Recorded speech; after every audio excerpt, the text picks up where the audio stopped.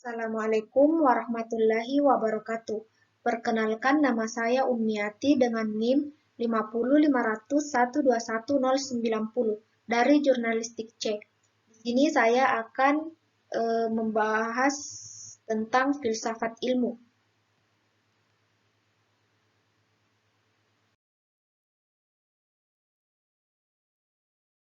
Adapun pokok pembahasan yang akan saya bawakan yaitu pengertian filsafat, fungsi filsafat, hubungan filsafat dan ilmu, pendekatan dalam filsafat ilmu, dan objek kajian filsafat ilmu.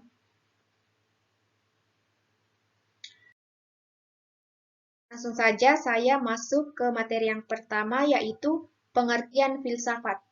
Filsafat secara etimologis berasal dari bahasa Yunani philosophia, yaitu philos artinya suka, cinta, atau kecenderungan pada sesuatu, sedangkan sophia artinya kebijaksanaan.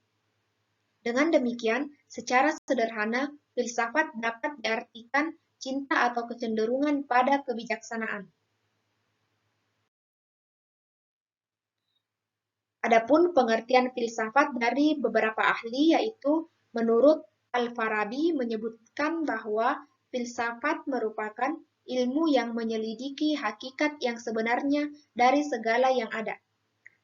Selanjutnya, Francis Bacon berpendapat bahwa filsafat merupakan induk agung dari ilmu-ilmu, dan filsafat menangani semua pengetahuan sebagai bidangnya. Selanjutnya, Immanuel Kant berpendapat bahwa filsafat merupakan ilmu yang menjadi pokok pangkal dari segala pengetahuan. Aristoteles berpendapat bahwa filsafat merupakan ilmu yang meliputi kebenaran yang terkandung di dalamnya ilmu-ilmu metafisika, logika, retorika, etika, ekonomi, politik, dan estetika. Dan yang terakhir, pendapat dari René Descartes berpendapat bahwa filsafat merupakan kumpulan segala pengetahuan, di mana Tuhan, alam, dan manusia menjadi pokok penyelidikan.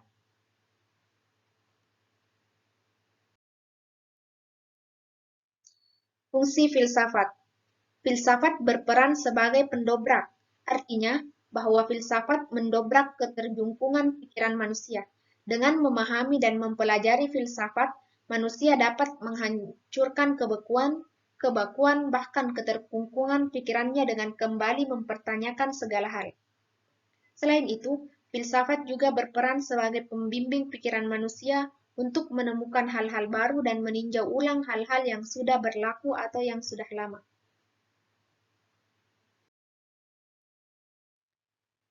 Adapun fungsi lain dari filsafat yaitu yang pertama, filsafat menolong, mendidik, membangun diri kita sendiri dengan pikiran yang lebih mendalam. Yang kedua, filsafat memberikan kebiasaan dan kepandaian untuk melihat dan memecahkan persoalan-persoalan dalam kehidupan sehari-hari. Yang ketiga, filsafat memberikan pandangan yang luas, membendung akuisme dari akosentrisme atau dalam segala hal yang hanya melihat dan mementingkan kepentingan dan kesenangan diri sendiri. Yang keempat, filsafat merupakan latihan untuk berpikir sendiri, sehingga kita tak hanya ikut-ikutan saja, membuntut pada pandangan umum. Dan yang kelima, filsafat memberikan dasar-dasar, baik untuk hidup kita sendiri, terutama dalam etika, maupun untuk ilmu-ilmu pengetahuan lainnya.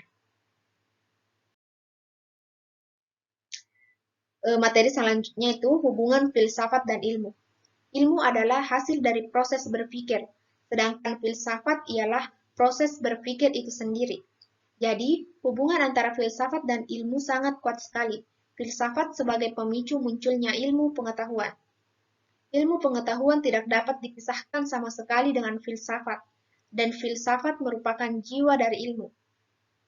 Maka, filsafat ilmu adalah sebuah refleksi untuk mengkaji ilmu pengetahuan lebih mendalam dan terstruktur terkait latar belakang yang ada dari terciptanya ilmu-ilmu pengetahuan.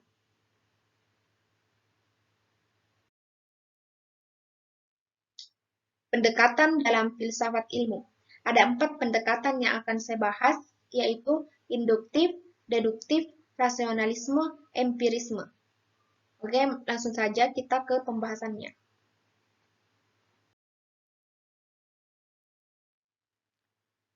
Pendekatan induktif merupakan pendekatan yang digunakan dalam berpikir dengan bertolak dari hal-hal khusus ke hal umum. Hukum yang disimpulkan pada fenomena yang diselidiki berlaku bagi fenomena sejenis yang belum diteliti. Deduktif. Pendekatan deduktif merupakan prosedur yang berpangkal pada suatu peristiwa umum, yang kebenarannya lebih diketahui atau diyakini, dan berakhir pada suatu kesimpulan atau pengetahuan baru yang bersifat lebih khusus. Rasionalisme merupakan suatu paham yang mengutamakan rasio. Paham ini beranggapan bahwa prinsip-prinsip dasar keilmuan bersumber dari rasio manusia, sehingga pengalaman empiris bergantung pada prinsip-prinsip rasio. Dan yang terakhir, empirisme merupakan suatu paham yang mengutamakan pengalaman.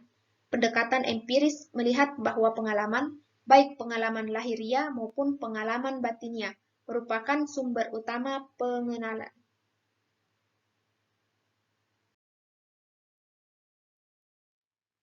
Objek kajian filsafat ilmu. Objek material adalah yaitu hal atau bahan yang diselidiki, hal yang dijadikan sasaran penyelidikan, atau segala sesuatu yang ada. Objek yang dikaji adalah sesuatu yang dapat dirasionalkan yang bersifat empiris dan ilmiah. Adapun contohnya yaitu penelitian tentang pohon kelapa, khususnya fungsi air kelapa. Pohon kelapa merupakan objek materialnya, sedangkan air kelapa merupakan objek formalnya. Sesuatu yang dianggap ada bukan hanya yang hanya dirasakan oleh indera saja, tapi ada beberapa hal yang tidak bisa dirasakan langsung oleh indera, misalnya sejarah. Yang kedua itu objek formal. Objek formal adalah metode untuk memahami objek material tersebut. Hal yang dijadikan dalam objek formal merupakan objek material yang dikaji secara khusus. Cara pemahamannya ada dua, yaitu spesifikasi, yaitu hal yang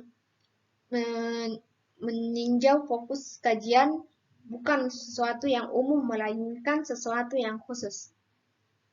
Dan yang kedua itu perspektif, yaitu objek dikaji dengan sudut pandang tertentu. Baik, demikian materi yang dapat saya sampaikan. Kurang dan lebihnya mohon dimaafkan. Wassalamualaikum warahmatullahi wabarakatuh.